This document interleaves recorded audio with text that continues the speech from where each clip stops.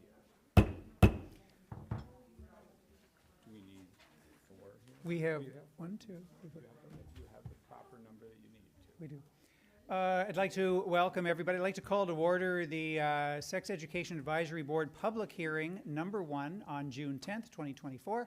And so standing as you are able, we'll just begin as a regular meeting with the Pledge of Allegiance, led by Jenny Miller. Okay. I pledge allegiance to the flag of the United States of America and to the republic for which it stands, one nation, under God, indivisible, with liberty and justice for all. Thank you. I have a brief statement before we begin. If you don't know me yet, my name is Michael McVeigh, the board president. We have a quorum tonight, 1, 2, 3, 4. Understand we have 2 other members are going to be joining us just a little bit late, and one can't be here this evening, so we do indeed have a quorum. So this is indeed a board meeting. I'd like to welcome you to this special meeting of the Saline Area Schools Board of Education. Michigan statutes specify the formation of a sex ed advisory board, the SEAB, with very specific parameters regarding the SEAB's makeup and its charge. So according to Michigan law and our resulting board policy, 2418, before we as a district adopt any revisions in the materials or methods used in sex education instruction, the board shall hold at least 2 public hearings on the proposed revisions. Tonight we will hold the first of these public meetings, and the second will occur sometime in August, but really no later than September. This evening's special Board of Education meeting has a quorum of board members tonight, and we're joined near the table by the co-chairs of the SEAB, Cameron Cochran, a school administrator in the district, and Kristen Hoffman-Peevler, a parent in the district. And they will be doing the bulk of the presentation tonight. I'd like to also note that 2 board members were active participants on this committee during the year, Trustee Susan Eastep and Trustee Lauren Gold. Now, there may also be in the audience some SEAB members. I won't call you out by name because I don't know who you all are, but I do want to thank you for your service and your time that you spent working on this is rather difficult. The co-chairs will, the evening will consist of 3 parts. The co-chairs will provide an overview, presentation of the revisions to the curriculum, and then the members of the Board of Education will pose clarifying questions to them related to these revisions. We're not deliberating on acceptance yet. We are at the point where we're just seeking clarifying questions. It's an important distinction. Finally, the floor is going to be open to the public for public comment on the curriculum. You're encouraged to share your thoughts and pose questions related to the curriculum revisions. Members of the SEAB will take your questions, and we're not quite sure yet about how we will respond, either by email directly or in a public-facing document. And we also reserve the right to answer some of your questions immediately if they're really quickies, like easy answers that might move the ball down the field. With that said, I'd like to introduce you to Kristen Hoffman-Peevler and Cameron Cochran, and then the floor is yours. You know how to work the microphone, and those at home are watching this presentation, and we're anxious to find out what you have to say. All right, good evening. Thank you for gathering tonight for the first of 2 public hearings on the recommendation of new sexual education curriculum for 4th through 8th grades here at Saline Area Schools. We are excited to present this information to the stakeholders of Saline Area Schools after many years of work by the members of multiple terms of the sex ed advisory boards here in Saline. We'd like to start this evening with a brief tour of our current sex ed curriculum, and following that, we'll talk about our students' need for an updated curriculum, then introduce our recommendation to the public and the Board of Education. As Mr. McVeigh said, my name is Cameron Cochran. I am the proud assistant principal at Heritage School here in Saline. I'm Kristen Hoffman-Peevler, proud parent of Saline Hornets. So after we introduce our recommendation, as Mr. McVeigh said, there will be time for questions from the board as well as public comment. So what does SAS currently use for sex ed in the 4th through 8th grade? The term inadequate is not one that I would usually ascribe to anything associated with Saline Area Schools. However, anyone with the most basic knowledge of our current adolescent health programming would agree that we can do better by our students in this regard. As you can see, in grades 4 through 6, we utilize the program called Puberty the Wonder Years. The program was originally written in 2002. We currently utilize the version that was approved in 2010. And the videos that are utilized in that were recorded first in the year 2000. So while the information on the concept of puberty has not changed, the ways in which students engage with educational content certainly has. The videos are so outdated that the information is getting lost in the awe of the olden days. Sadly, we have teachers on staff at Heritage that as 4th and 5th graders, both here in Saline and in other districts, viewed the exact same video as our current students, with the only thing different being the fact that a VHS player was used at that time. In 6th and 7th grade, you can see we utilize the Wonder Years, and then in 6th grade, we utilize the Wonder Years. Going up to 7th and 8th grade, the focus is largely on mammalian and human reproduction. The bulk of the text utilized in that program is from 2002 with some updates in 2010. You can see that in grade 7, the biology lessons are from a textbook from 2005. So since the early 2000s, I will also say in 8th grade, the current curriculum utilizes select lessons from the 2010 version of the Michigan Model Curriculum. And for context, next year's 8th grade class were newborns or not yet born when that curriculum was first written. Since the early 2000s, this district has made many improvements in a variety of areas. We've heard from students, staff, and families, anecdotally and through survey responses, that improvements are needed to our sex ed curriculum. So, why now? Why do we need an update? Well, a huge part of it is technology. With the internet at their fingertips, children are accessing, sending, and receiving more sexually explicit information at younger ages than their parents ever did. 21st century kids have to learn how to navigate the quick and easy access they have to developmentally inappropriate sexual materials. And did you know, I didn't know this, that 54% of kids have seen or accessed porn by the time they are 13, and that the average age of first porn access is less than 12 years old. And we know so far that sexting occurs in our district between 5th and 12th grades. It's really imperative that we help kids make safe choices by giving them useful and accurate information to guide them. So today's students need comprehensive, evidence-based, and inclusive curriculum in order to provide them with timely and accurate sex ed information before they become sexually active. Myriad studies show that the sooner we start developmentally appropriate teaching about sexual health, both at home and at school, the safer kids are and remain for longer. You'll also see on this slide the new law that was enacted in July 2023. The Michigan legislature enacted this bill called Senate Bill 66 that requires all Michigan school districts to teach and provide materials on sexual assault and consent to all students grades 6 through 12. This is similar to the HIV law in that it's required teaching separate from sex ed, and that means that regardless of whether or not a district chooses to adopt a sex ed curriculum, they still must teach about HIV and AIDS and now sexual assault and consent. A new curriculum will satisfy this new requirement from Michigan. We have new survey results. K-12 Insight helped us complete a survey last year in 2023 of stakeholders, students, staff, and caregivers to identify the community's thoughts around sex ed teaching and learning, and we'll review some highlights of that survey in a future slide. As Cameron already said, it's clear that our curriculum is old. SAS has long been committed to best practices in education, and sex ed should also align with that mission. So let's look at some data. In a newly published article, I'm actually starting at the bottom of the slide. It was just easier to put the bar at the top. In a newly published article from JAMA, the Journal of American Medical Association, the onset of a girl's first period is about 6 months earlier than in prior decades, at the age of just under 12. And this means that when you think of a bell curve, if the middle is 12, there's a significant increase in the number of girls getting their periods as early as age 8 or 9. That's a really big difference. If we think of 4th graders being the beginning of puberty education, they're already 9 walking in the door, most likely. And so there are kids in our 3rd grade buildings who have already gotten their periods before they get this education.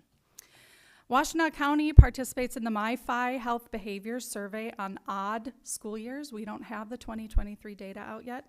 And you'll notice that this data, if you look at the slide, shows a marked increase in sexual intercourse from 9th to 11th grade. This is a clear indicator that what we are currently teaching is not resonating with students or affecting change. And being able to scaffold information from middle school to high school should decrease these percentages. It's also important to note that of the 11 districts in Washtenaw County, only 6 participate in these years. The MyFi survey is the easiest way for our community, and this committee in particular, to track the trends in our community, and I would encourage the district to continue participation at the middle school and high school levels so that we can accurately assess our students' needs when it comes to health and safety. So, let's look at the national trends. The chart that you see on the slide is from the National Center of Health Statistics. It breaks down by age the probability that a person has had vaginal intercourse by that age. You can see that the probability increases at every age over the 2 time periods, from the top line of at age 15.11 or 11% to 21% below that. Equally concerning is that this same report tells us that reported condom use has decreased to less than 50% for females and to 68% for males. What does that mean? More kids are having sex with less protection. And this is only vaginal sex. Oral sex rates are higher at 25 to 28% by the age of 16 and begins at a younger average age, prior to the age of 15. So how do we help our kids? By acknowledging that sex will be a part of the human experience for most of us, and give our kids accurate information before they start sexual activity. So, Saline Area Schools has long been committed to a comprehensive sex ed curriculum, for decades in fact. What does that mean? It means that we are teaching students that sexual health is a whole person commitment. It involves your body, your mind, your heart, and your head. It aims to provide all the information you need to make safe and healthy decisions starting in puberty, through teenhood, and into adulthood. Does it include abstinence? Absolutely. And it actually stresses abstinence as the only 100% effective method of prevention for sexual health and well-being. Does a comprehensive curriculum encourage a child to have sex? Actually, it's the opposite. For decades, studies have shown that giving kids more information actually makes them less likely to choose to be sexually active. And someday when they do choose to have sex, they are more likely to protect themselves and their partners from STIs in pregnancy. I want to highlight this top link here, the importance of access link. It is a really, really excellent annotated overview from the American Academy of Pediatrics for the need for comprehensive sex ed for school-age children. It walks you through just about any question that you could imagine on that one.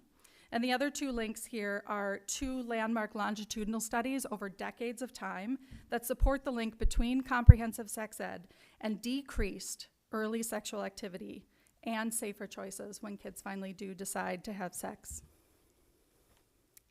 So that K-12 survey.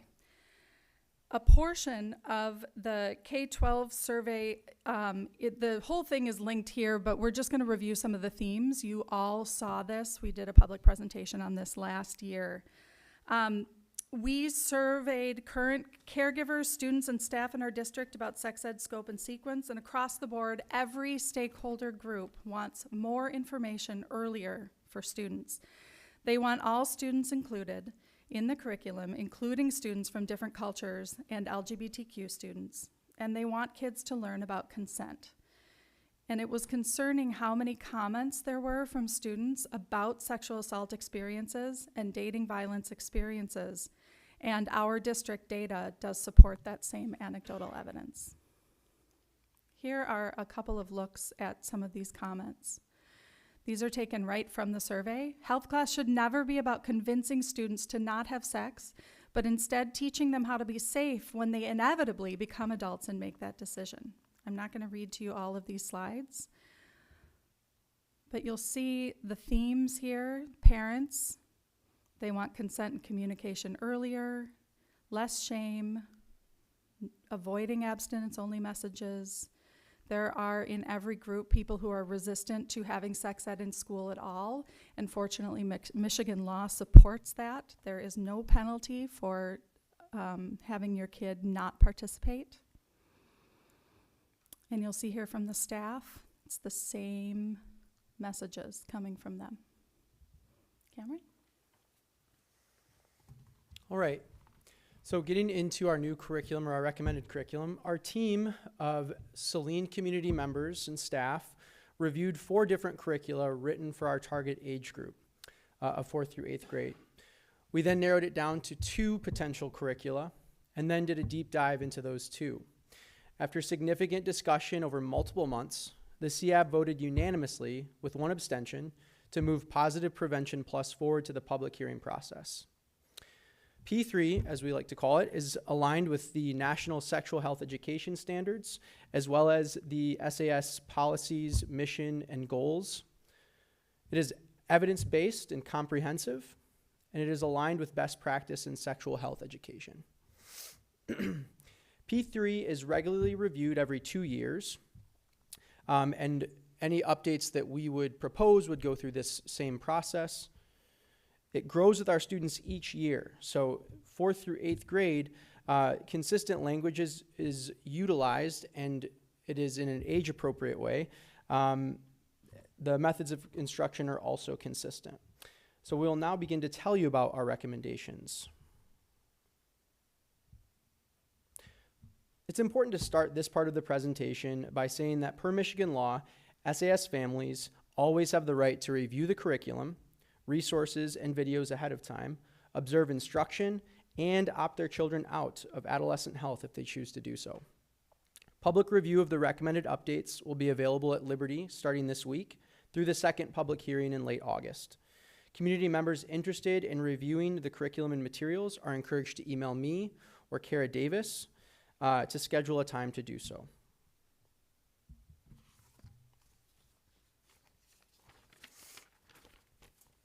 So we're now going through our proposed scope and sequence.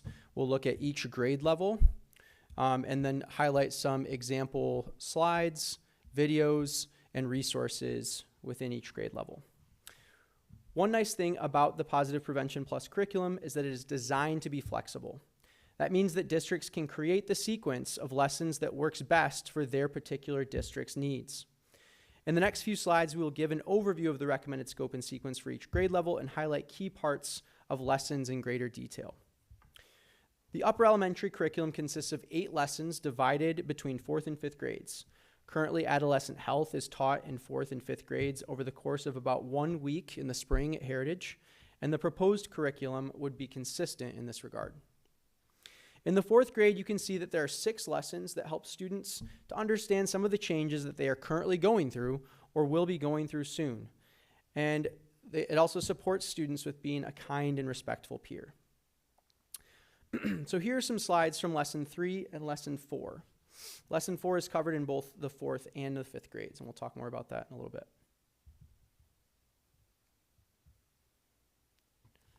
So Lesson 3 is about bullying behaviors and about not partaking in behavior like that. Ground rules for social media are included in that lesson.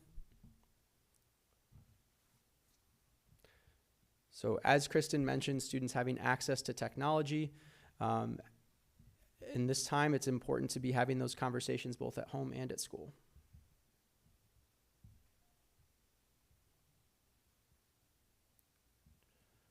So this slide in Lesson 3 talks about boundaries when being pressured and walks through potential scenarios with students and potential responses to avoid risky behaviors and situations.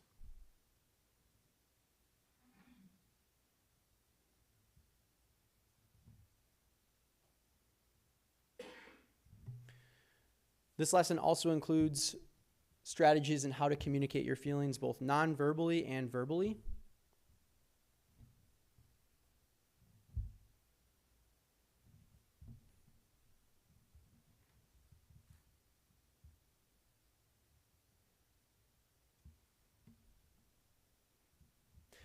I will say too, later on during the question and answer period, if the board would like to see any more of this in greater detail, we can certainly go through that.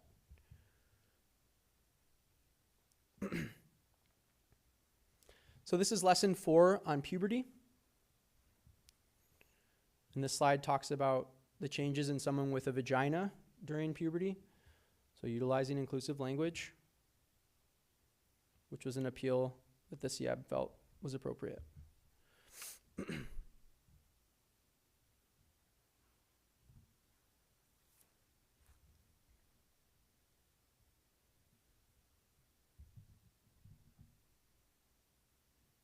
Within lesson 4, it also talks about the social and emotional changes that students experience during puberty. A big goal of adolescent health is to destigmatize and reduce shame and normalize this complicated process in a student's life.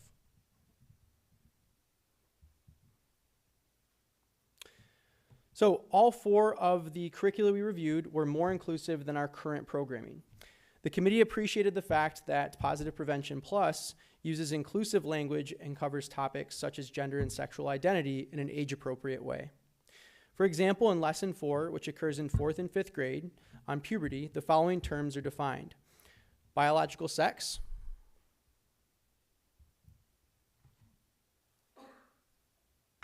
gender,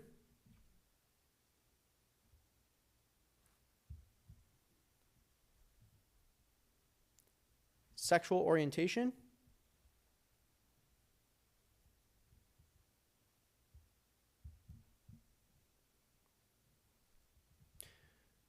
gender identity,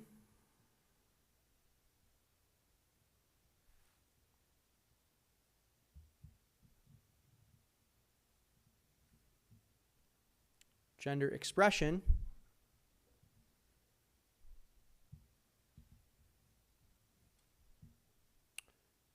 and transgender.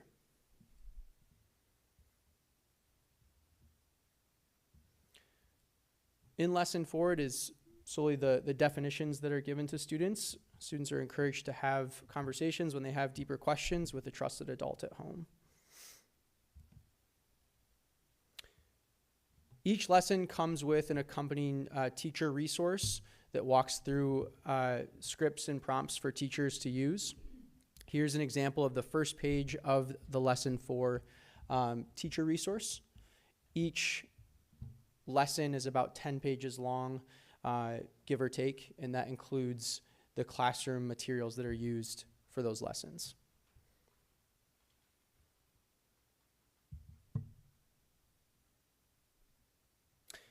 So, moving on to 5th grade, you'll notice that there are repeated lessons here that were the same in 4th and 5th, specifically lesson 4 on puberty, lesson 6 on hygiene, and lesson 8 on staying safe and healthy. This is purposeful, since spiraling of information from year to year improves student learning and retention. So also note that in lesson 5 on human reproduction, the committee recommends that part E of that lesson that defines sexual intercourse be removed from the 5th grade and moved to 6th. The lesson still includes reproductive structure and function for both male and female anatomy. This is consistent with the current curriculum that's in place now, the scope and sequence that's utilized. Lesson 5 also defines ejaculation and masturbation. This is an update from the existing curriculum. The curriculum includes drawings of erections and ejaculations like in the following slides.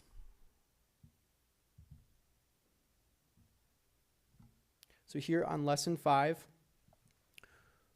the idea of external and internal sexual organs is introduced.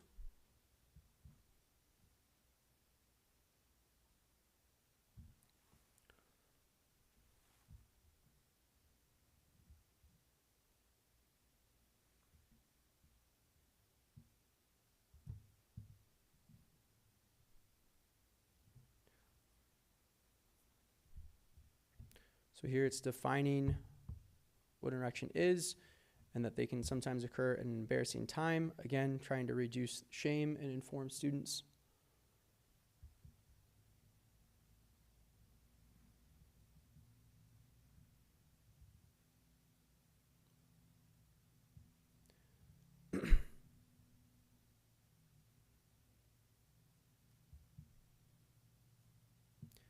here's the slide that defines nocturnal emissions, which is currently in place, as well as masturbation, which is an update, emphasizing that this is a private behavior.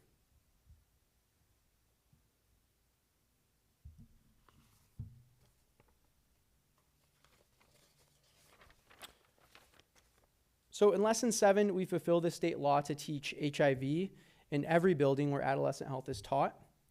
The committee recommends removing the discussion on other STIs in this lesson and solely focusing on HIV. So another important component of the recommended curriculum is its focus on consent and refusal skills that Kristen talked about a little bit earlier, doing so in an age-appropriate way as well. These concepts will be taught in the K-3 buildings during the body safety presentations that were presented last fall. These concepts will be reviewed during adolescent health in the 4th through 8th grades, again in an age-appropriate way. Here we can see an example of that type of discussion in Lesson 8, which is covered in the 4th and 5th grades. The committee had a lengthy discussion on whether or not to include Lesson 8 in its entirety because of the mention of sex trafficking as an example of something one should never be asked to do, namely engaging in sexual acts for money. Ultimately, the committee decided to only recommend showing the consent video in 4th grade, omitting the rest of the Lesson 8 at that grade level. For 5th grade, the committee decided to recommend showing the consent video again and covering parts C through F of that lesson that do not mention sex trafficking. Part C through F focuses on staying physically and mentally healthy, and some sample slides from that lesson are shown here.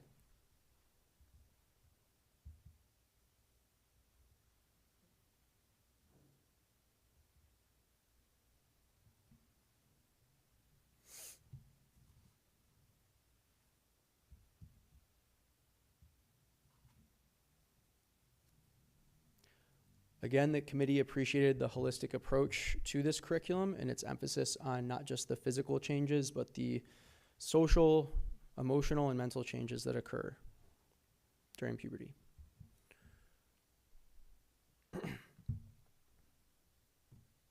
So, within the Positive Prevention Plus curriculum, there are embedded videos within each lesson that help frame the main theme of that lesson. You'll notice that at each grade level, the SEAB decided to add some supplemental videos for some topics.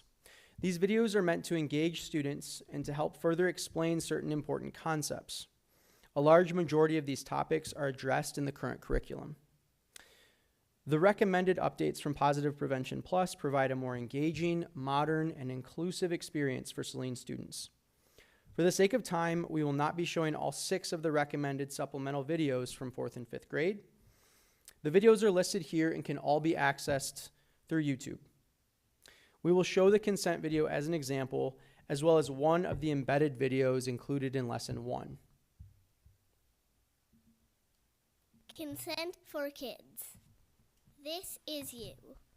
Okay, it doesn't look exactly like you, but let's say it's you.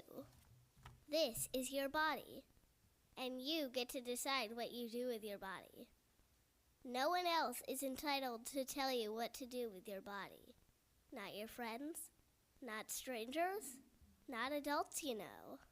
No one is entitled to decide what you do with your body, except you. That's called bodily autonomy, by the way. And that's what consent is all about. Everyone is different. Some people love to hug. And some people hate hugs. And each person gets to decide what they're comfortable with. Can a hug-loving person just start hugging someone at random? Nope. They need consent. How do people know if they have consent? They ask. Would you like a hug? Yes, I would. Can I hold your hand? I'd rather not. Okay. If a person doesn't say yes, Can I hug you? then they haven't given their consent. It's really pretty simple. Ask for consent, listen to the answer. By the way, if a person bribes someone or threatens someone to say yes, that's not consent. Sometimes adults will try to tell a kid what to do with their body. Go kiss Aunt Doris goodbye. But the kid still gets to decide. No thanks, that makes me uncomfortable. I'll just wave goodbye. Some things kids can't consent to. They can't enter into legal contracts. They can't vote. And they can't consent to sexual stuff, 'cause they're kids. So if an adult does something that kids can't consent to, that's not okay. The adult is wrong, and it's not the kid's fault. And that's when it's most important to tell a trusted adult, like a teacher. Why? Because it's your body, and no one else is entitled to tell you what to do with it. Practice consent.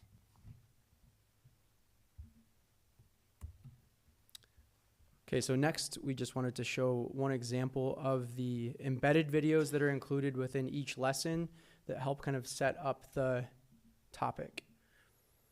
So this is the start of lesson 1.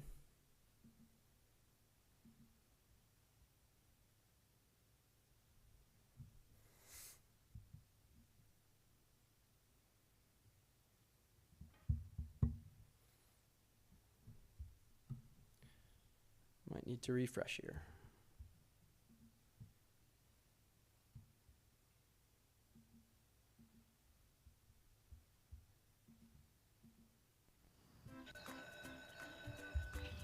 And that is where babies come from.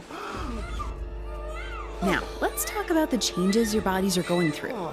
Can anyone tell me what is the definition of puberty? Oh my gosh, that was awkward. Yeah, I know. I can't stand talking about the P word. Which one? Puberty or period? Ugh, you guys are so gross. Guys, do you want to come over to my place to play video games? Yeah, awesome. Totally. Hi guys, nice to see you all. So what did you learn in school today? Well, we learned about puberty. Oh, what did you find most interesting about the lesson on puberty? So at the end of that lesson, there's a follow-up video where the students are sitting around and talking about how it actually wasn't that bad. That kind of fear of the unknown is a common theme among 4th and 5th graders during adolescent health time. Okay. So moving on to middle school. One big benefit of using the same curriculum from Heritage to the middle school is that we are expanding on the knowledge base from upper elementary using the same format and language, but increasing the content, again, in a developmentally appropriate way. The familiarity sets students up for learning right away because they recognize the format and know what to expect from the curriculum. In 6th grade, as in the current curriculum, intercourse is defined. Similar to 4th and 5th grade, the recommended lessons for 6th graders include topics meant to help students understand some of the changes they are currently going through or will be going through soon, and support with being a kind, respectful peer. You can see the similar topics, and again, the increase in language and how it's discussed at the 6th grade level. Okay. So as in previous grades, the SEAB decided to add supplemental videos to the curriculum. In grade 6, we wanted to include a video that goes into detail about how someone gets pregnant, but we were split between 2 good options. The committee recognized that some community members may have concerns with a resource from Planned Parenthood. We are asking that the board determine which of the following 2 videos should be approved to show our 6th grade students. I will show you the first video from Amaze and the second video from Planned Parenthood. Again, both of these can be accessed via YouTube. Where do babies come from? Like, how do we get here? When broken down, it's a simple thing. Every species reproduces, but in different ways. For humans to make a baby, there's lots of stuff that must be just right. But the 2 key players changes and becomes able to reproduce. At some point between the age of 8 to 13, a person that is biologically a female starts ovulating. It's also called the menstrual cycle or starting their period. About once a month, the ovaries release a teeny tiny egg into the fallopian tubes. If it's not fertilized after it's released, the egg is flushed out of the body during the period. When a person that is biologically male starts puberty, usually between 12 and 16, the testicles begin to make sperm cells. These cells travel in milky fluid created by another gland. This mixture is known as semen. This is the fluid that is released during an ejaculation. There are lots of ways a sperm and egg can get together and join. One of the most popular ways is when semen is released from the penis into the vagina. Once those little swimmers are in there, the sperm race through the vaginal canal, past the cervix, through the uterus, into the fallopian tubes. Sperm are drawn to the egg like a moth to a flame. Now, if you don't want to become pregnant when you have sex, there are a lot of simple ways to stop it from happening. We call this contraception. When you want to have a baby, sometimes people are not able to have a baby using the most popular method. When this happens, doctors can totally help them out, like using a tool to place sperm into the vagina near an egg. Or, a doctor can actually join the sperm and egg together outside of the body, and then place the fertilized egg into the uterus. All these methods achieve the same thing. The sperm and the egg get together and unite, becoming a single cell. This is called a zygote. As the zygote travels down the fallopian tube towards the uterus, looking for a place to nest, this tiny ball of cells divides and multiplies over and over and over. If the zygote does not find a good nesting spot in the uterine lining, it passes out of the body during menstruation or the period. If the zygote does find a nesting place, this marks the moment when pregnancy actually begins, and the fetus starts to grow into what is called an embryo. The time it takes for a baby to develop is divided into 3 stages called trimesters. It takes an embryo about 9 months or 39 weeks to develop into a fully developed baby. The zygote starts the size of a poppy seed and grows into the size of, well, a baby. Most of a pregnancy takes place in the warm and comfy uterus, also known as the womb. It has all the nutrients needed for that little ball of cells to develop into a fully formed body. During the 39th week, a fetus is considered full term. After about 9 months, a baby is generally ready to enter the world. There are several different ways a baby can make their appearance into the world. They usually come through the vagina, but sometimes, if necessary, doctors need to help them out. They do this by opening the uterus and removing the baby that way. This is called a cesarean section, or a C-section for short. Making babies is a natural part of life, and we all start from the joining of a sperm and egg. We're all more alike than you think.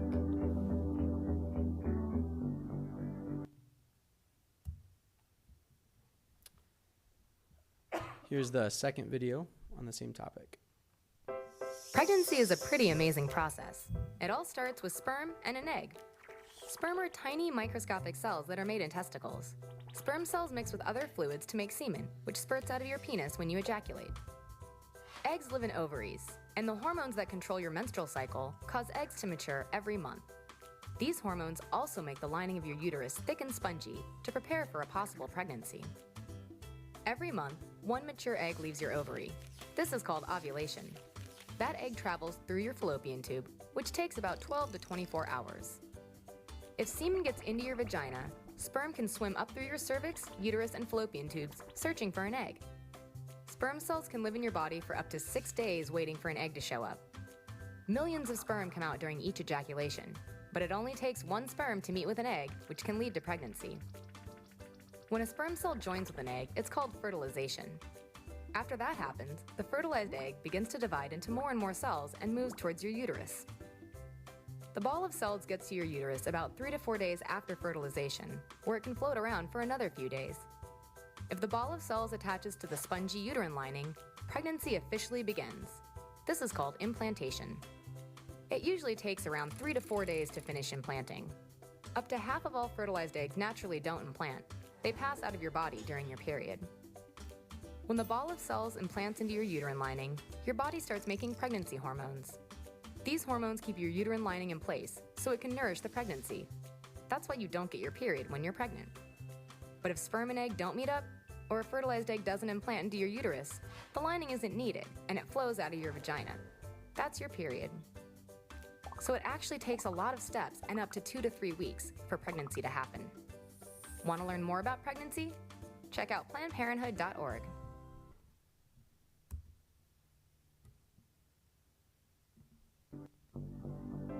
Pregnancy is a pretty amazing. Okay, so here's some additional sample slides from lessons 1, 2, and 4 that are taught at the 6th grade level.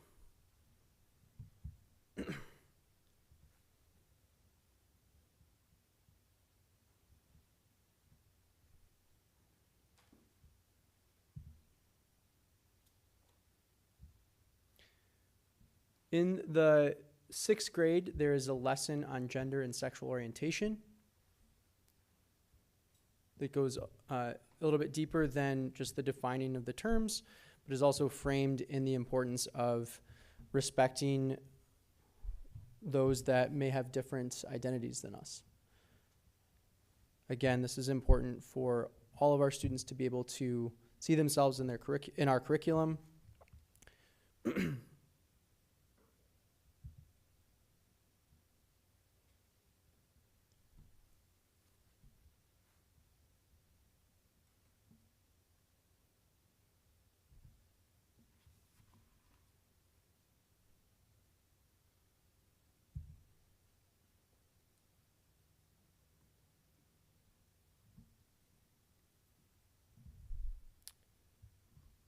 So again, these are topics that students may have an awareness of, they may have heard before, but there is often confusion about these terms.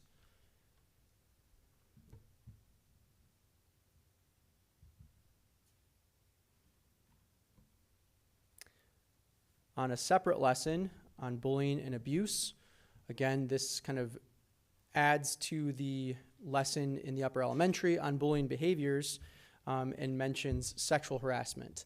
Again, this is just one slide in that lesson.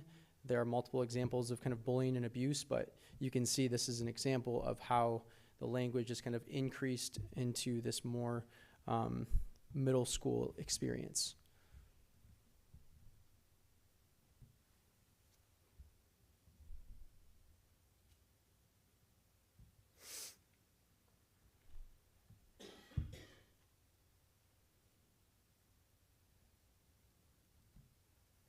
Within this lesson, the idea of consent is reintroduced.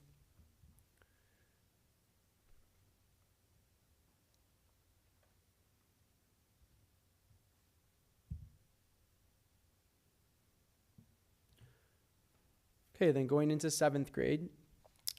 In 7th grade, lessons 3 and 4 are repeated from 6th grade to again spiral that information. We also recommend addressing HIV to ensure that the state law is covered, and STIs.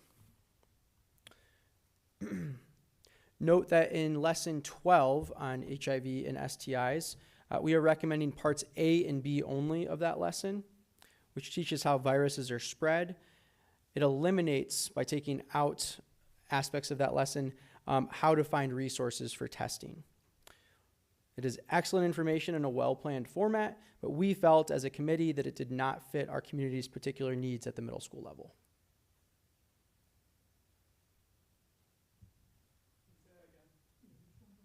Sorry, that was lesson 12 on HIV, STI, how viruses are spread.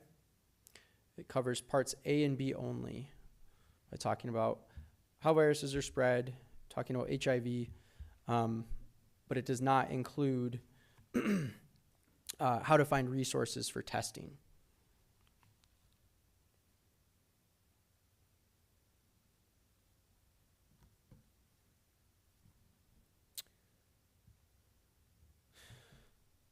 So here's some examples of in-class resources that students will complete during lessons that help guide conversations and discussions within the class. So it's not just a sit and get format. Rather, students are asked to kind of engage with the content. So this document on the left about my escape plan is tied to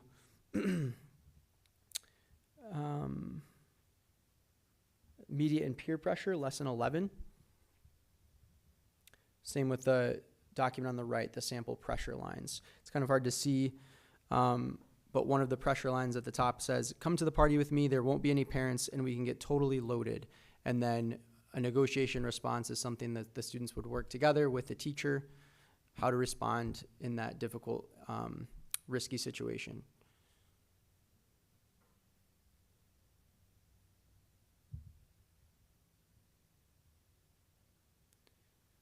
Within that lesson, there's also practice of assertive skills and refusal skills.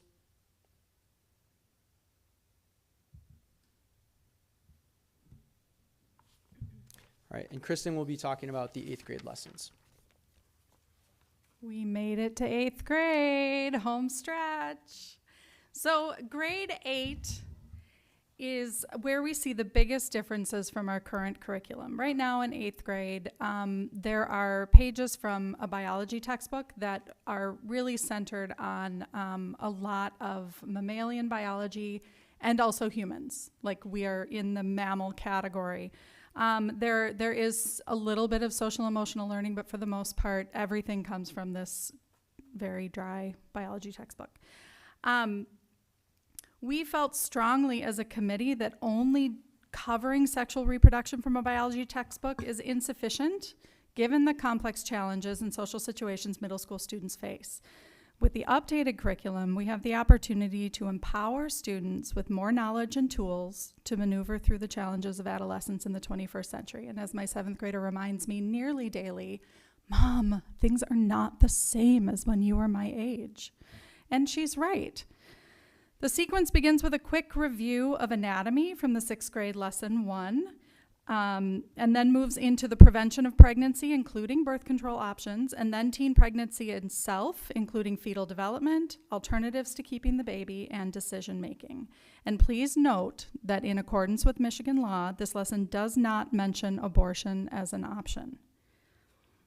So let's take a look at a slide. What is the best way to avoid a pregnancy? This curriculum leans into abstinence in many of the lessons, like in this slide. You'll see right away the first bullet in red is choosing not to have sex is the only certain way to prevent an unplanned pregnancy.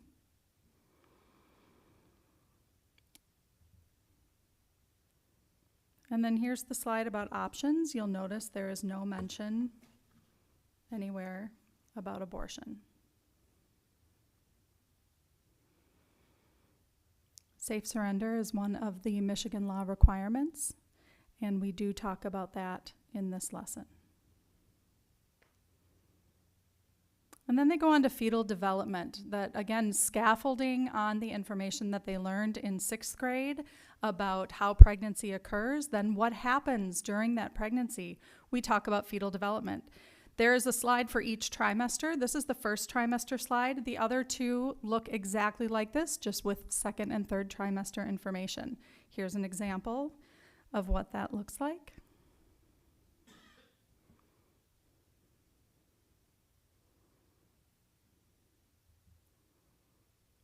And then we also cover STIs in 8th grade. And why do we do that? Well, we know from the previous data that by the time a kid comes into 9th grade, 11% of them, 21% of them in between 2015 and 2019 have already had sex before walking in the door. Most Saline area schools, high school kids take health class in 9th grade. So we have missed 1 in 5 of those kids already. Sexually transmitted infections are a very real consequence, and we also learned that less than 50% of females use condoms and less than 70% of males do. That's not great odds. STIs again. Here you see that abstinence messaging again, and you might be thinking, why can't we just leave it at that and just say, you guys just don't have sex? Because kids need the why. They need the why. Why is it important to wait? Why do we need to be prepared mentally, physically, and emotionally for sexual activity? It's not enough just to say, don't do it. And teens are pretty concrete thinkers for quite a while. But they're also in this wing-stretching time of life where they want more independence and more grown-up behaviors and thinking. And this slide gives them actionable choices for themselves, for the teens to be in control and to keep themselves safe. We get to a point as parents where we don't get to choose their own adventure anymore. They're choosing their own.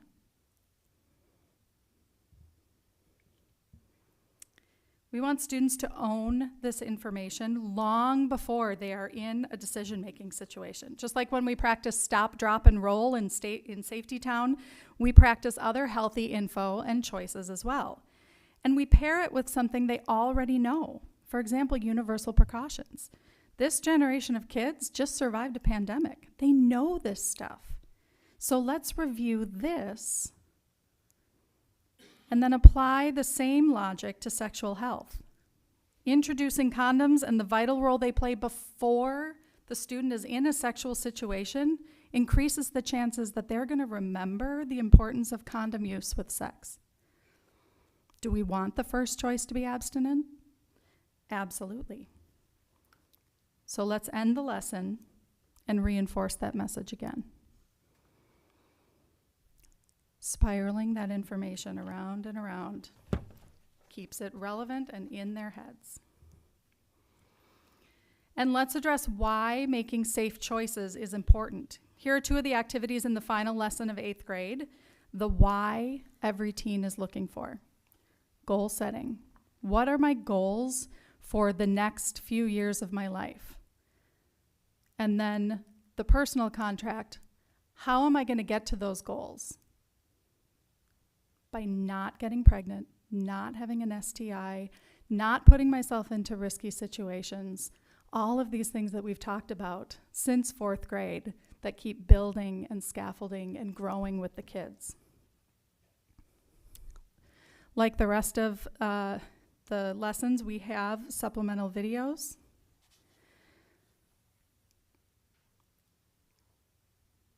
You've seen these. And they reinforce that messaging of the discussions in a visual format that kids are super used to. Now, one of the parts of Positive Prevention Plus that we really love is the appendix of parent resources and education. Sex ed starts at home with 1 million tiny conversations. Because it can be difficult for some of the grown-ups to get started with those conversations. We love that P3 recognizes and supports the importance of caregiver conversations with their kids. Having this appendix of resources and the grown-up and student homework after each lesson gives caregivers lots of opportunities for talking with their own students on their own time and with their own values included. And here are a couple of examples of the parent resources. One is guidelines for parents for talking with children and teens. Be honest. Use those teachable moments as they come up. You know, you see in old movies, like in the 80s and stuff, where the parents will sit down with their kids and say, all right, I'd like to tell you about the birds and the bees. And then they have this one conversation, and everybody knows everything about having sex, and everyone lives happily ever after, and the laugh track and the clap track comes in, right? Real life doesn't work like that. We are taking those tiny moments, the little blips of things we see on TV, the little conversations that we hear on the bus, all of these things, and we create teachable moments. There's also sexting. My generation who are having kids, we didn't have cell phones. I didn't get a cell phone until I was nearly an adult. What is sexting? Why do they do it? Why isn't it okay just to take away the phone? Why doesn't that fix it? And again, it comes back to that why. Kids want to know why. Why do we have these rules? Why do you have expectations for me? All those things. And the parent resources are fantastic about addressing those questions for grown-ups before they talk to their kids. And as a parent of teens, I recognize that in all sorts of ways, my job is to ready my kids to move through the world without me. And I have to balance my rules and my expectations with their emerging independence so that when I'm not there, they have the information that they need to make safe choices for themselves, even if it might look different than what I had planned for them. And that process of trust building takes time and attention. It's those millions of tiny conversations. And talking about healthy human sexuality with our kids is part of that trust-building independence project called parenting. And this curriculum supports that work. Thank you so much for making it through this with us. Yeah, and before we hand it over to the board for questions, I just wanted to thank our SEAB members, the community members that were a part of this lengthy process to identify this curriculum and propose it for recommendation. Without their support, we wouldn't be here. And ultimately what we're trying to do here is just to help make Saline area schools a more informed and safer place for kids. So what questions do you all have? Well, first of all, Cameron and Kristen, thank you very much. It was not as nearly as challenging as you might, as you tried to persuade us that it was. But we'll go around the table. If you have something to say, I'll just try and make eye contact, and we'll go from there. Thanks.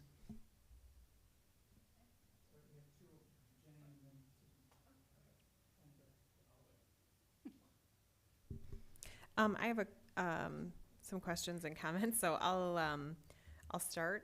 But then if you want me to stop, or if you want to get back to us, those are always options.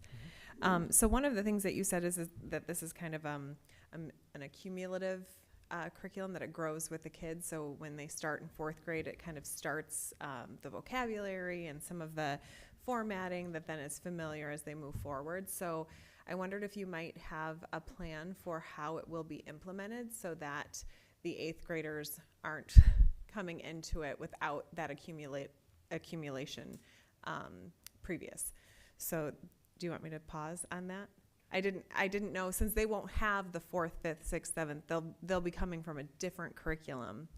Is there a way for us to bridge that for them? The current, like the incoming, the people who would have it first, I guess, in 8th grade. Yeah, I mean, I think that if this were to be approved by the board, I think that there could be a way that we catch some kids up over time, and we can absolutely create a catch-up scope and sequence for that. The thing that's so great is that these are modules that you can pick and pull them apart, and I think that's an easy ask. Yeah. Yeah, I mean, often with curriculums that happens where, like a phonics curriculum, when there's a change to a more explicit phonics curriculum, there's sometimes holes and gaps that we see. So I think that could be something that definitely the curriculum team, the teaching and learning team, could help with too. I'm trying to think of what else. And I would just say too that, if it was a 7th grade kind of catch-up curriculum, we wouldn't be introducing any 8th grade concepts, right? Yeah, right, exactly. So, we would be mindful of that age-appropriate concept. Yeah, it would seem that you would fill in the gaps with the things that would have been previously developmentally appropriate but not introduced when they were there because we didn't have that curriculum. A couple of other things. Oh, I wondered, for 6th grade, you showed us the 2 videos and you said you wanted the board to make a decision on those 2, which video would be selected. So I guess my question is, typically the SEAB comes to us with their recommendations, so I'm wondering about how you would like us to discern and make that decision. Well, honestly, the committee was almost completely split in half, and so we thought, well, let's open it up and see if you guys, if one of them jumps out to you. We were very hesitant to put a Planned Parenthood video in there because there are strong feelings about that organization. However, this content is so great.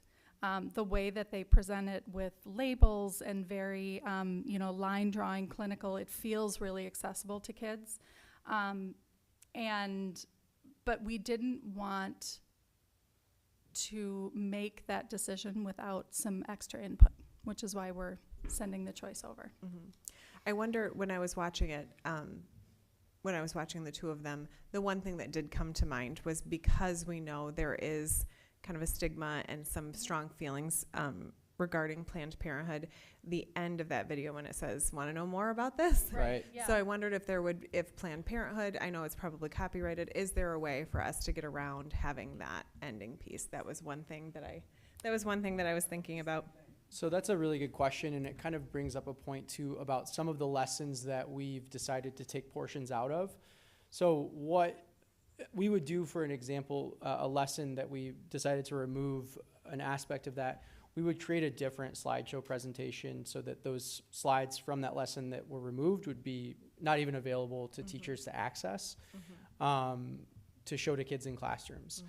We can certainly look at the feasibility of, I guess, editing a YouTube, video and reach out to the organization if it was something that we decided to do. That's definitely something. Okay, that we can I was look just into. curious because it does also seem that like you want to know more about this. We're learning about it, Right, in yeah. this class. So, that's also something that I was thinking about. I'm sure I have others, but I'm not going to take up all of the time. I am anxious to hear feedback from the community and from people who are watching at home and here in the room.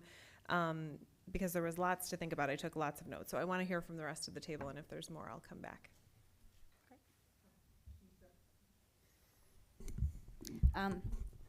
So first, I don't want to give too much. I know this is an opportunity for the public, as it's a public forum, to give the input.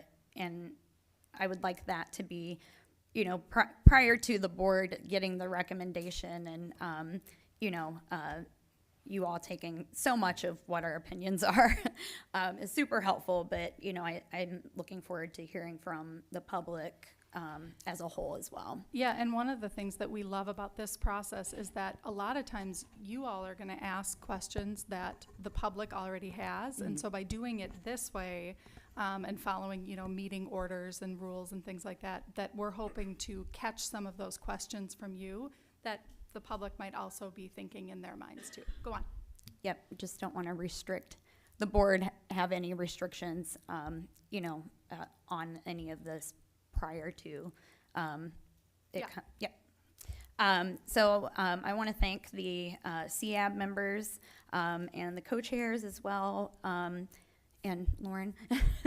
I think this has been a lot of work that's been happening over the past couple years, and it was a really, really deep dive into the curriculum. And did we have 4 or 5 at first that we went through, and so it was a really I think great process. I'm glad that we had stuff from the previous SEAB where the survey took place, and that we had all of those goals set. And so I'm glad that we're finally at this point and hopefully get to the point of the high school curriculum soon as well. I think we got a great committee that's, doing some great work. So thank you, Kristen, for mentioning the MyFi survey data. When I saw the current data, I was kind of disappointed that that didn't include our middle school data, because a decision was made last minute for the middle schoolers, I believe this is 7th grade, to not take the survey here in the district. That was just kind of a quick decision. And that was very, very unfortunate. And so, thank you for mentioning that. I back that up 100%. Question will classes be split up by gender? As I know they are. Yeah, so it is our recommendation that classes do not be split by gender for a couple of reasons. One, it is best practice and has been in sexual education for a very long time to not split classes up by gender. And 2, by not splitting the kids up, A, you are keeping them with their school family that they have already built relationships with, and B, you're building empathy for other kids. And it also decreases the stigma of when the kids, girls walk out of one room and boys walk out of the other, and they look at each other and go, oh my God, what did you hear? That there's no surprises and there's no secrets, and everybody knows everything, and they can talk about it and reduce shame and stigma. So our recommendation is no, don't split. Awesome. 2 more questions. So I guess I was looking at kind of the bullying resources, and I know there's kind of a sequence here that's been created. So, and just as an example, the bullying, have you all thought about, or can you supplement materials from like our policies or our student handbooks? And also law, I'm thinking about like maybe laws around sexting, that kind of thing. So it's kind of a couple of questions about supplemental materials and what flexibilities the educators will have.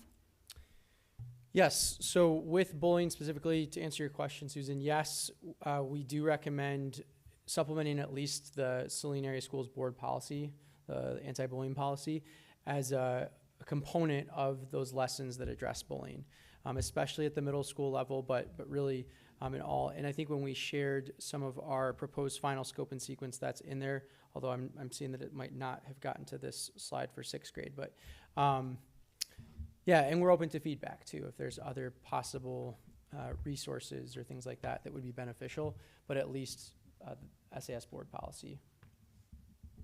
Yeah, that's helpful to have that, yeah, flexibility, especially when it's part of the school, right? Mm-hmm. And then my last, I guess, ask of you all, so the committee as a whole didn't create the scope and sequence. So I wanted you all to kind of explain that process and how you got feedback from the committee members once working on that. Thank you.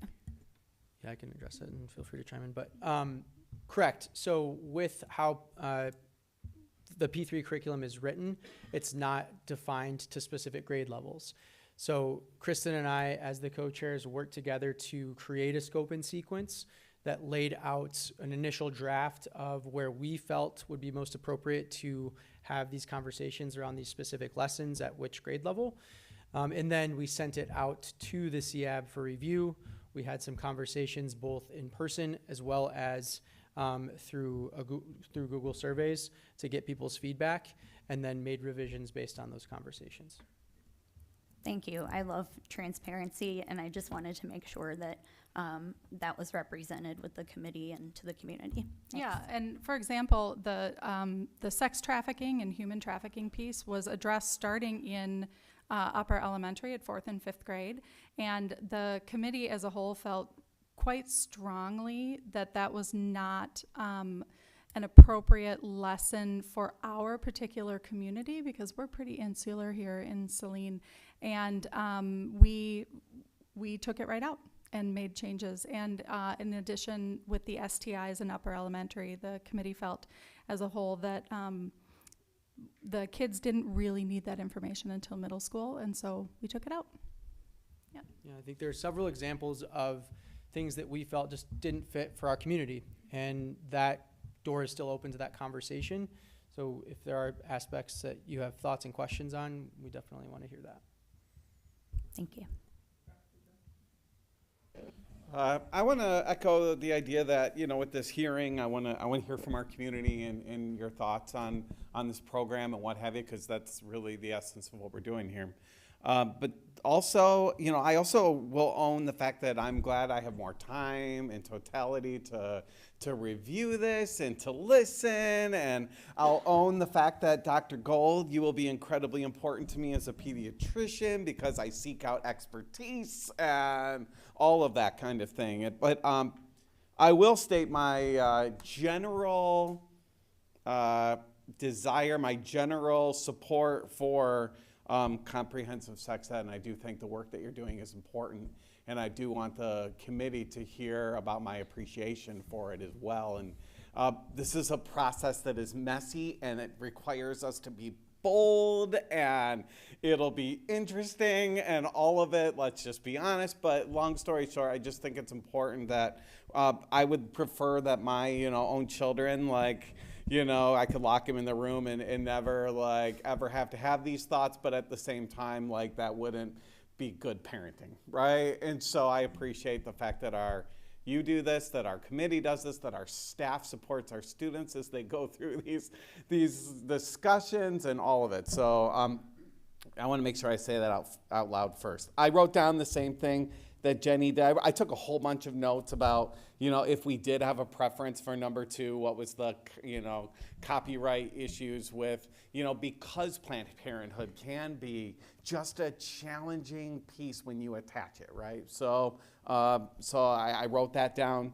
I wrote down a couple of other things, and you can tell me if you want more time with these things, but here's the first question I wrote down. I wrote, tell me about the quick version of your decision-making process as a committee. You said, like, we took this out, but we left this in. Like, how did you engage in those things? Did you make teams and they reviewed different parts of the curriculum? Did you do it in totality as a whole? Like, I guess I'm wondering how you came to these recommendations where we took this out, but we left that in, et cetera, et cetera. Yeah, so we've been working for months on this, and normally this committee meets once a quarter, so once every 3 months. Right. And this particular group of people is really awesome, and they said, no, we got to meet more often than that. And so we've been meeting monthly for a long time, and we've been having these discussions face-to-face and providing opportunity for Google Form commentary for people who maybe didn't want to say something right in the middle of a group. And that has been a fantastic way to gather feedback too. And for later, when you get home and you've been sort of rolling around in the information going, oh, I should have said this, having another opportunity to do that is really great. I have to commend this group of people. I've been doing this for a very long time. And this group is a fantastic team. They work so well together. They are honest, forthright, respectful. They're amazing listeners. It has been a really, really fantastic experience to get to know these people. No, and you must have. I mean, because like, for example, I wrote down grade 7, lesson 12 on HIV, not included resources for testing. There had to be a decision-making process that went through that. So like, I appreciate you saying that it was quite a significant group effort. Well, and I'm not gonna, I appreciate that time and what have you. Now, I wrote down 2 other things. So you talked about the 9th graders, and you said something to the effect of, how do we not miss these kids before 9th grade, right? So my thoughts are this, like, where are specifically 7th and 8th grade students going to encounter this? Is it in science classes? Isn't it? It's part of the science curriculum, correct? Currently, yes. Okay. Are you proposing that it stays there or that it becomes a separate entity? I would say that ultimately that's going to be a conversation that we have with building administration and with central office to see what would work best.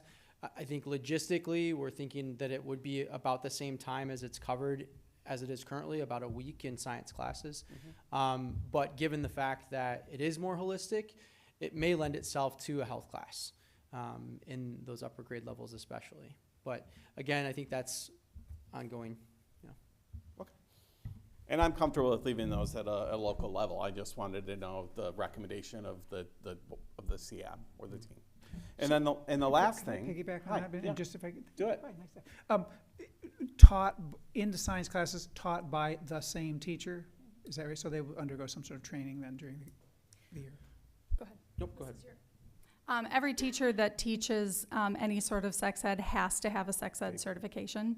So whoever teaches it, that is just part of the deal, that they have to have that. It is. Yeah. No, you're good. And then the last thing is, okay, so we are, doing this 3rd grade through 8th grade. Why stop short of 4th grade through 8th grade? Why stop? Why aren't we making a recommendation in totality? Meaning, why aren't we making a recommendation that continues right through 9th grade? If we think that the continuity of this program is good for students, why stop? That would make for a long meeting, Brad. Okay. No, but I think ultimately, I think we are looking to expand, right? And I think we want what's best for kids, and so we want to get feedback from the community, from you all as the board. And we, as a committee, after looking at multiple options, felt like this was the best one out there. And so there is an option at the 9th through 12th grade. We've heard from staff at the high school that want more and better. We've heard from students and families through that MyFi survey as well. So I think that, over time, that's definitely something that we'll be looking at. Again, just because we needed to have those really robust conversations and dive deep, I think we wanted to focus on this level first. And for the fact that at the high school, there are some things that are a little bit different and more updated. Yeah. Yeah. Dr. Gold.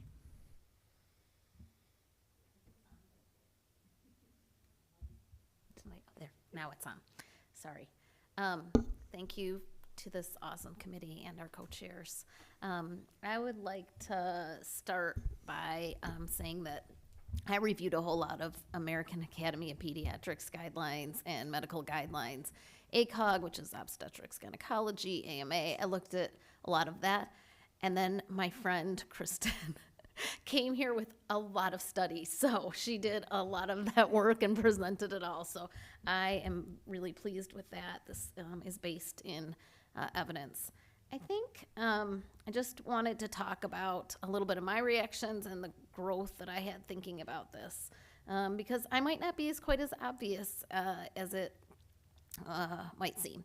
I'm a pediatrician, but I'm also a Saline parent.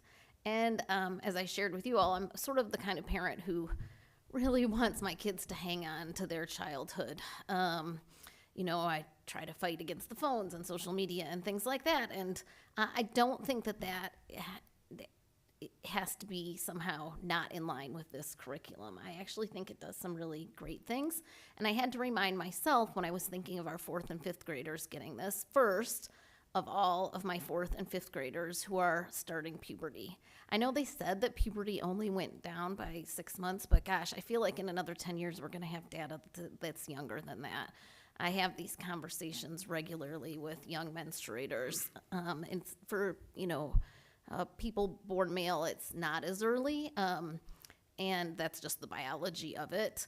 But I think having all the kids learn about this is only going to build empathy, and I like the fact that it circles back, because I have an idea raising 3 boys that they're not going to pay as much attention until it starts becoming a little more real for them. So I love that this curriculum repeats lessons. I had to remind myself that we do in pediatrics what we call anticipatory guidance. That means when patients come in for their baby's 2-month visit, I talk to them about, at 4 months, we have a lot of babies who roll off their parents' beds. I know it doesn't seem like your baby is going to roll over right now, but I promise you, once they learn it, they go from rolling like once to like 4 times, and then we get the call. So now's the time to stop putting them in the middle of your bed while you blow dry your hair or something. I talk to kids about deodorant in 3rd grade to try to help my teacher friends. Thank you. And it's not necessary for all of them. And even knowing all of that, when I first thought about some of this stuff for 4th and 5th graders, even me, I was like, I got to think about that. But I thought about it, and I had conversations, and I really think where we got to is something that the vast majority of parents in our district will feel comfortable with. And the vast majority of parents nationwide support comprehensive sexual education. There are studies that go, like 89% in middle school and higher than that, like 90s plus in high school. I think that's important to remember, because sometimes we hear the loudest voices and people who have the strongest opinions most. But most of us parents would probably like some help in talking about this. I needed my kids' kindergarten teachers to help them learn the days of the week, even though I tried. And I think sometimes they listen to their teachers more than they listen to us parents. But parents are shown to be the most important people to have those repeat conversations. One concern that I have in this time where so many of our kids are exploring the gender binary and non-binary and gender identity is that I don't want kids to ever feel like there is one way to be a girl and one way to be a boy, and only one way. And I really appreciate one of the videos that I suggest everyone check out. It's a TED Talk about you don't always, even though we talk about feeling a certain way with your gender, and some kids, trans kids, feel very much that they are born in the wrong body, but, there's also kids who just don't feel like they fit those stereotypes, and it all can be very confusing. And so I really liked the language that was given. I had, I was talking to the team about when we introduced that, and I really appreciated hearing from Cameron that, these kids are getting bullied at Heritage, and having the language and building empathy early, I think, is an anti-bullying strategy, and I am completely in favor of anything that decreases bullying. I think we can't state enough as a community how much we need to limit technology. I think we should continue to have those conversations. And I wanted to end because even in the American Academy of Pediatrics guidelines regarding teaching comprehensive sex ed, they talk really specifically about making it culturally relevant and taking into consideration religious preferences, cultural norms, community standards.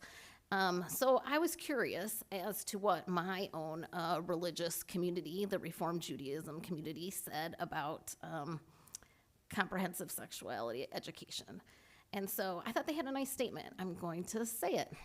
Comprehensive sexuality education is intrinsically linked to reproductive rights. Without it, individuals cannot make informed decisions about their bodies or futures. Accurate and comprehensive sex education provides students with the information they need to avoid unwanted pregnancies, sexually transmitted STIs, and other health problems. Jewish texts recognize and often celebrate sexuality as a necessary and crucial part of life and development. Providing young people with accurate and comprehensive sexuality education allows them to respect themselves and their bodies as well as each other. So that was just, one voice among many. That was all I have to say. So I do appreciate all of the work on this. In the like Jenny said, where we got to make the choices on that video, I like the idea that if we can separate that out, if that's the one we choose, because it did seem like a little bit of an advertisement there. But I appreciate you being transparent and bringing that out. Versus, there's a lot of slides that we don't see here. And so you were transparent to bring that out, because that would cause a little bit of a problem, I think. Is there any other places in the curriculum that Planned Parenthood information is being used or anything like that? Nothing else in the curriculum? Okay, that's good. Yeah, that, and then just age appropriate. I think as we get more into it, I think that's going to be the big thing for me, is like, what is age appropriate? So yeah, I appreciate it. Thanks. As far as age appropriateness, two things. One, there is a really great sexuality education in America sort of national group called SEAB that goes through age by age. It's SIECUS. So if you Google that, you can find it. And there is a website that I can even send to you if you want that takes you through grade level by grade level and makes their sex ed recommendations. This is what kids should know in preschool. This is what kids should know in kindergarten. And it's pages and pages and pages long that goes through every possible scenario, section, topic that you can think of when it comes to sex ed, whether it is head, heart, mind, or body. And that is a really great place to sort of look at the like a clearinghouse for national recommendations for that. And the other piece is, when I look at my 16-year-old and, like playing video games or sitting at the dinner table or whatever, I see baby Sam. And it is so hard for me to look at that kid and think, they're going to have sex at some point, and look at Anna and go, oh God, here we go. And that it's hard not to see your babies in the teenagers that are growing up before your very eyes. And so to think of them going through some of these topics at an age where I'm still seeing toddler them trying to get up on the couch is really hard. And when it comes down to it, for me, and I think for a lot of parents around the world, is the idea that we'll do anything to keep our kids safe. And having some of these weird conversations with your baby, toddler, teen is a hard thing to do. And it's hard to think that they're there. Yeah. And so, I don't know, I'm kind of old school here, but I'm a 52-year-old that I don't really care about women's plumbing, you know, and so it's hard for me to sit there and think, oh, a fourth grader, you know, in the mix with that. Yeah. You know, I don't know. So I don't know. I mean, I think, yeah. So I'm struggling with that, I guess, a little bit. So that might be helpful for me. I appreciate you if you could send that to me, or Yeah, I'll absolutely. look it up. And yeah, go from there. Thanks. Thanks, Tim. We have one more comment from JM. So two things that didn't come up that I just wanted to circle back to. Maybe three, but we'll start with the two. So the first thing is that I appreciated in the 8th grade lesson, especially the goal setting and personal contract. That is something that we have added at our home because, you know, everybody has different family guidelines or suggestions or whatever on when dating should occur, but we know that sometimes dating doesn't occur under the nose of the adults. So one of the things that we have added in our conversations at home is knowing who you are and what you want ahead of a situation. So not waiting for the moment when you are first alone with someone that you care about, and having to make that decision while, you know, hormones are racing and brains are not fully developed and all of those things. So we've had a lot of conversations about, you know, having an open dialogue around who are you, what are the words that you're going to say, what is it that you want, and having that available prior to the encounter or the opportunity. And I think, you know, you talk a little bit about that in consent, but I think having that contract and thinking through those things ahead of time is really important, because we know that all of these things are coming together at once. And, you know, I also appreciated like the no shame. There's no shame in it, but who are you and what do you want to have happen in these situations ahead of time, so that we're making decisions when we're not in the moment. So I appreciated that a lot. The other thing that I was going to say, and I can't remember, I think when you were talking, Kristen, about splitting by gender, and I did mention this to Cameron before the meeting, and I am the parent of boy-girl twins. They identify as boy-girl, and they were assigned that way at birth. And so anyway, what I was going to say about that is 4th grade and 5th grade were interesting times at our house during the weeks of reproductive health, because they were split into 2 separate classrooms. So they were coming home with, you know, 2 different sets of information, and it became a bit of a one-upmanship at our house, I will say. Like, let me tell you everything that I know. Well, let me tell you everything that I know. Yeah, well, this is going to happen to me. Well, this is going to happen to me. And this, you know, it kind of went on to the point where, you know, I didn't know better. I didn't have the parent resources that you have, to the point where I said, you go take your shower and we're going to have a conversation and then we'll switch because my husband travels a lot for work, and I think that he intentionally planned to be out of town that week. So anyway, so I actually appreciate that it would be the same messaging coming home, so that there wouldn't be this feeling of secrecy and like, I learned this and you learned this. Well, what's going to happen to me is worse than what's going to happen to you, and all of those sorts of things. There were some really great conversations that came from that. One being, don't put your laundry in the closet and hide it. Like, it's okay. We can have these conversations.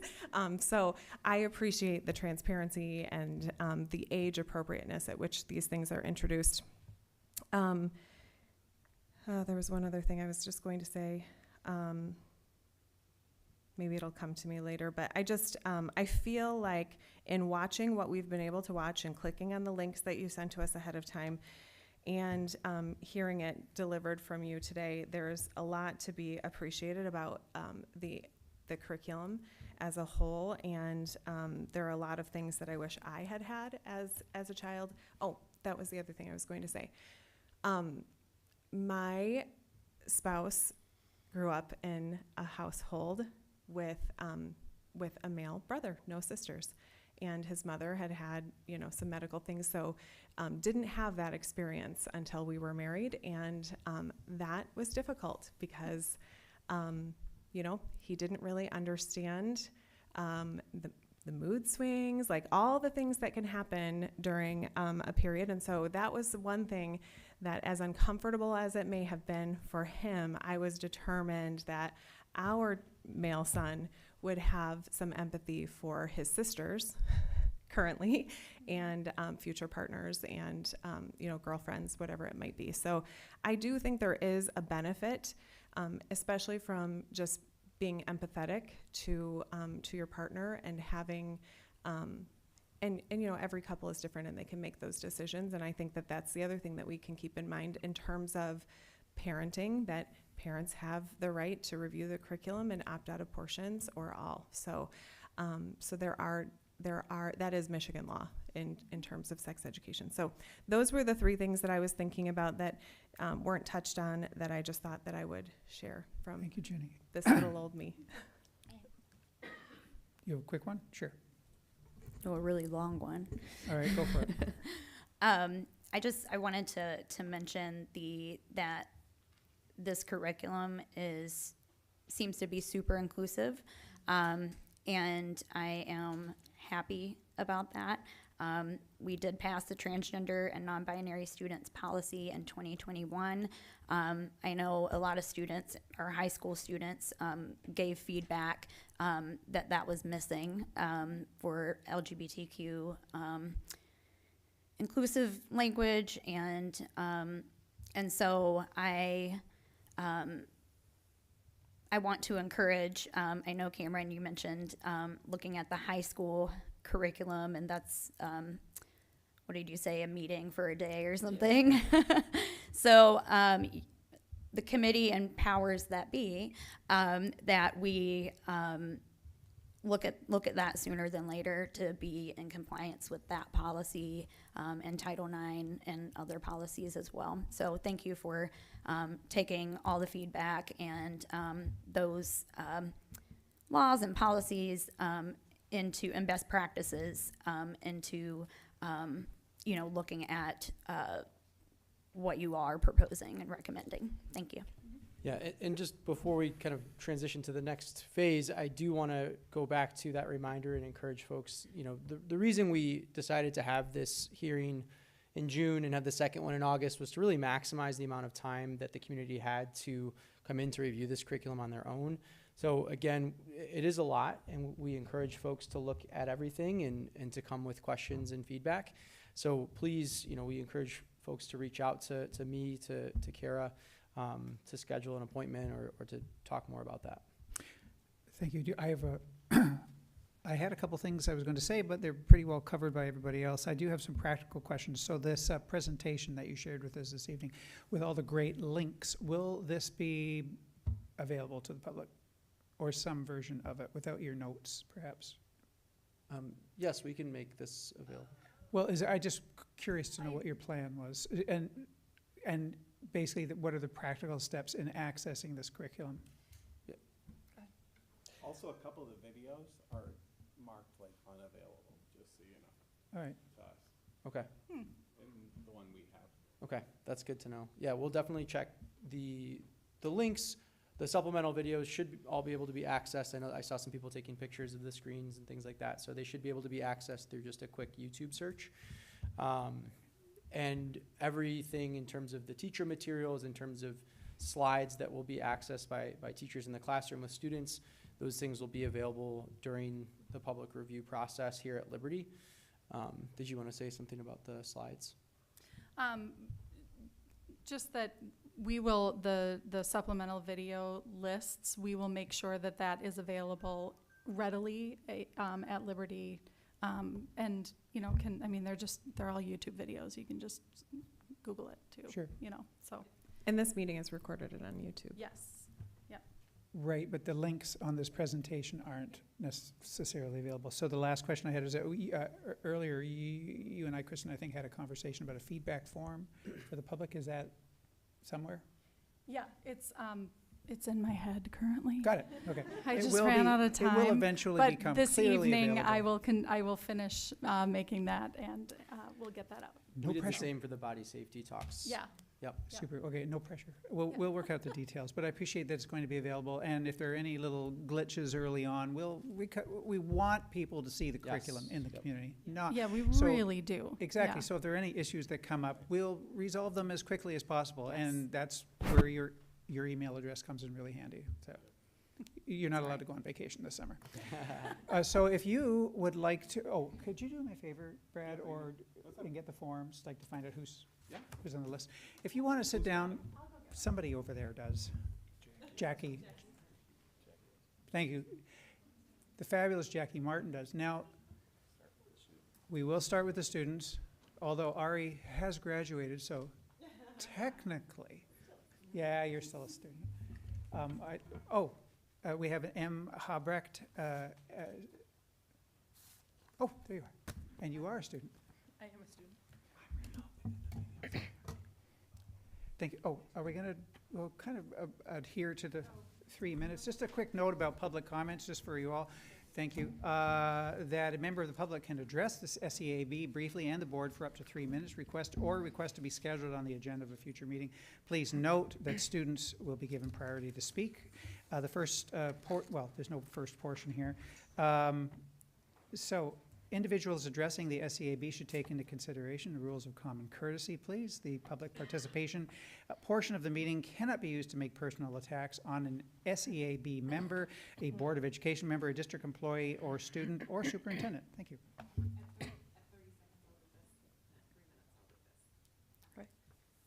Thank you so much. Good evening. My name is Am Habrecht, and I'm a student at Saline High School. Saline's sex ed program does a great job explaining how a couple with sperm and an egg have a baby. What it does currently miss is how non-heterosexual couples can have kids. Even before we're teenagers, we know how babies are made, but that idea always left me stumped because I want to have kids. But what if I'm with another female? I didn't appreciate having to do the research and ask my mom about how this would work. Many of my friends felt the same. Some of them are less comfortable asking their parents or adults in their life, so I was left to explain to them their options. This isn't fair.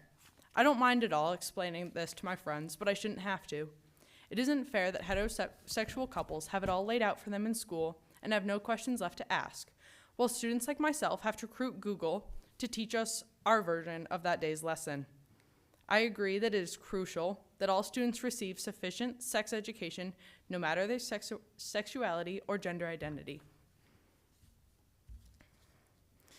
I also agree that the curriculum should use fewer terms like girls and boys or women and men, because not all people with vaginas or that can become pregnant identify as girls or women, and people that have penises and have erections identify as boys or men. Many teachers use these terms, and is incredibly harmful to students like me who do not identify with those terms. In terms of consent and sexual harassment and assault, I support that we must teach younger students, as young as elementary school, that parts of their body are not for anyone else to touch or ask to see. And if inappropriate things are happening, encourage students to reach out to a trusted adult. In opposition to Lesson 12 of the 8th grade proposed curriculum, I believe teens should have access to links, resources, and even locations where they can get safe, free, and anonymous STI testing. Most teens are not comfortable or safe telling an adult or even a peer that they would like to get tested for an STI. These resources allow students to be their safest and healthiest in terms of STIs.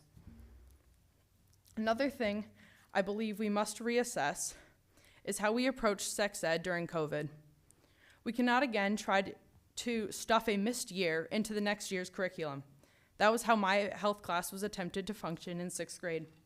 I missed much of both 5th and 6th grade sex ed classes and therefore didn't have much information until I was taught again in 9th grade this year. This included information about consent, including the legal age of consent. We must put something in place to better teach students their sex ed course if we have another asynchronous year like 2020 or 2021. Thank you for listening. Thank you so much. Next up is Ari Hayward, proud alum. Hi, I am Ari Hayward, and yes, I am a proud alum. I am also a former SEAB member. And as a student, my experience with Saline sex ed curriculum was, it was not very informative. It was at best antiquated and at worst inaccurate and uninclusive. The information on topics such as HIV/AIDS was also inaccurate, and there was also no inclusive material for transgender or non-binary, such as myself, on any other gender diverse students. And I was very, I guess, affected by that, because yeah, we shouldn't be able to have to teach ourselves. Having been on SEAB, I know the members worked very hard and to bring the most updated and inclusive materials to Saline students, and I just want to thank them for their hard work and dedication, because I know the next Saline students to take sex ed, like my sister, will very much benefit from the fruits of their labor. And sex education is like so needed. It's also to make sure that we don't feel gross about ourselves, because I know as someone who I guess does not, I am non-binary, and I guess I felt gross with myself from not being able to learn properly. So I hope this is accepted. Thank you very much. Next up is Tiffany Alexander, proud parent and parent of an alum. Yes, proud parent of an alum and proud parent of a fourth grader on her way to Heritage. So first of all, I'm super excited about the curriculum, because one of the things my kid talked to me about when they took sex ed was they sat there, they had a biology book, and there were some questions to answer, and they read the material to themselves, and they just wrote down to themselves the answers that they were going to put down, and that was pretty much it. There was no actual discussion or anything like that. And it is hard as a parent to attempt to have these conversations. Some kids are more comfortable, some parents are more comfortable, and some kids aren't. So we are really reliant upon the school to do this. So I'm really grateful to see such a comprehensive curriculum that starts at a very young age, which really is, especially when it comes to consent, really important. I also noticed on the screen, it wasn't mentioned, but I noticed it, that there was discussion, I think it was around 7th grade, talking about toxic relationships, which I also really appreciated. I think kids need to have an understanding of what a relationship should be and what it isn't. And I think frequently watching television and they don't. Unfortunately, not even every child has a good role model for what a healthy relationship is at home. So I think that having those discussions will help make them safer for the future. I did want to know, when does the discussion, and this might have been answered and I might have missed it because it was a lot of material, when does the discussion about sex trafficking happen? Did that happen in 7th grade, 8th grade? I might have missed that. I guess that would be one thing I want to see, is by middle school that should be covered.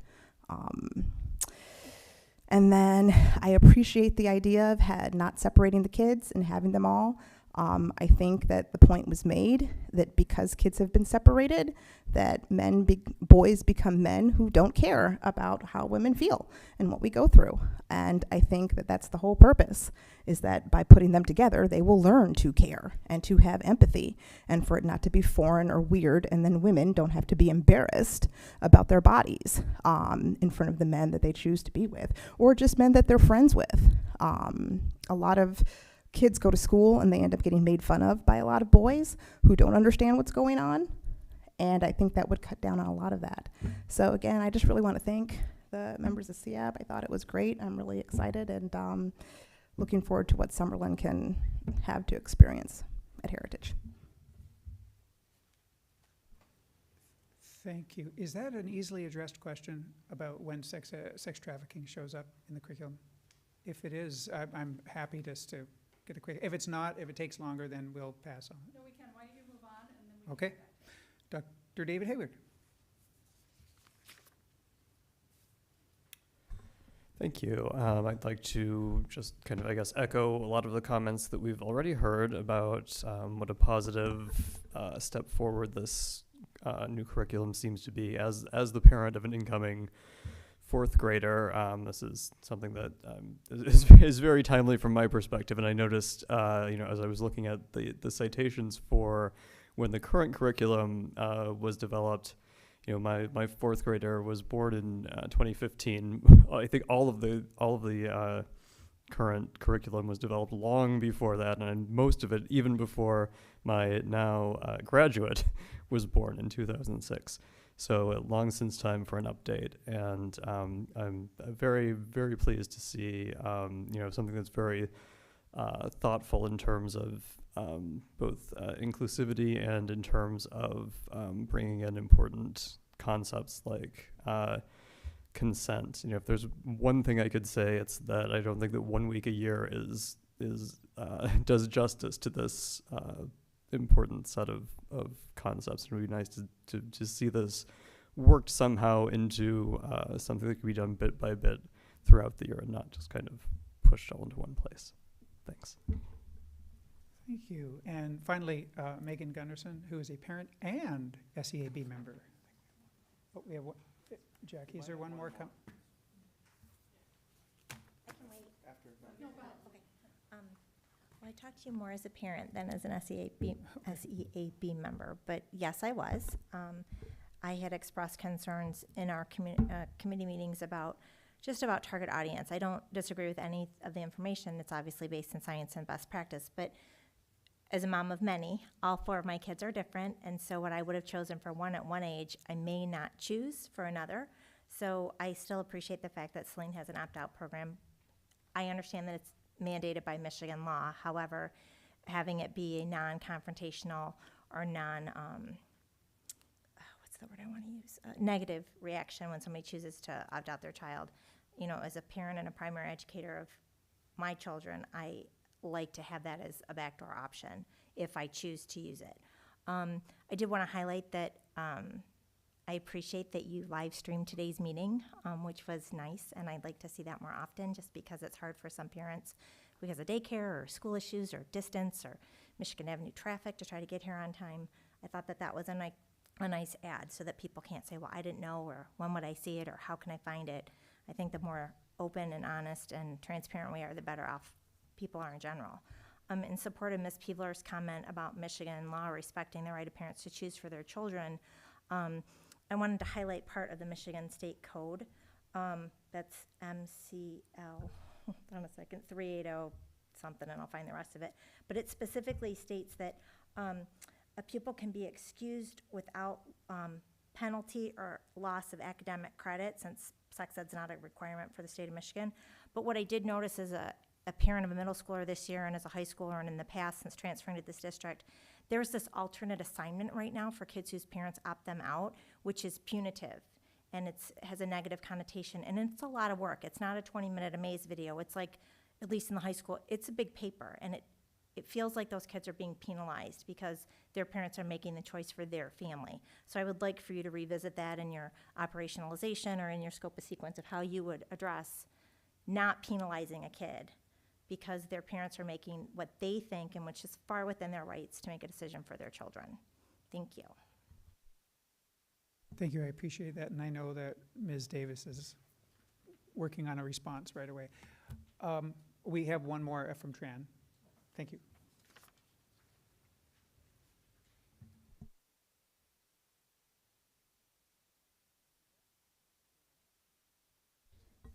Oh, there we go, the green light. I've heard so much about it on YouTube. So I do have a couple questions about the program for the SEAB. I don't know if you can answer these today because they're a little bit, they might take a little bit longer. But one of the things that was said was that the greatest changes were in the grade 8 curriculum. And listening to the program, really not knowing what was taught in grade 8 previously, I guess I'm wondering if you could kind of flesh that out a little bit in terms of what some of those changes are. And then the other thing, which was something I was thinking about today on a walk, was, not so much exactly this, but partly this, is getting away from the dry biology is what I heard. And I was thinking about it, whether it was biology, whether it was sociology, which is better, should they be both, and going towards something emotional.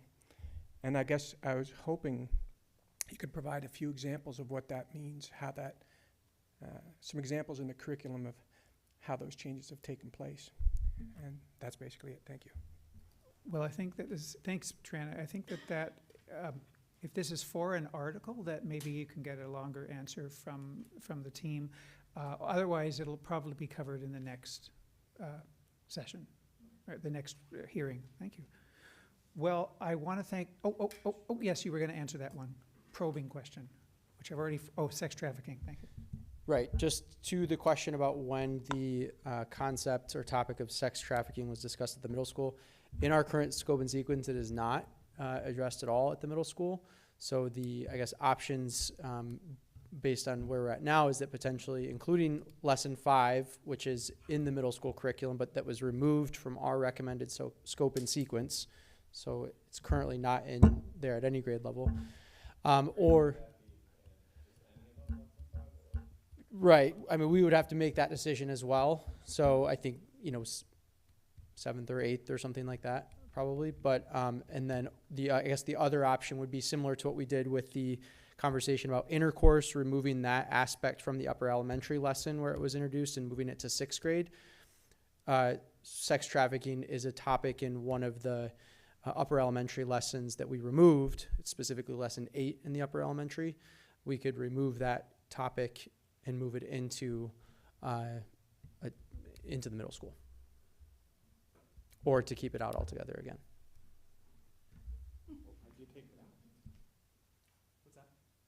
Interesting question. The question was, why was it removed? You had mentioned that you didn't think that it was. Yeah. So we were kind of split as a committee.